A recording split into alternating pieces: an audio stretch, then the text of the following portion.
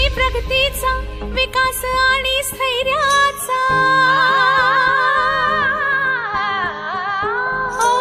तो प्रवासी प्रगतीचा विकास आणि स्थैर्याचा अभिमान साऱ्या घटकांचा न्यायाचा आणि हक्काचा शैक्षणिक गुणवत्तेचा औद्योगिक भरारीचा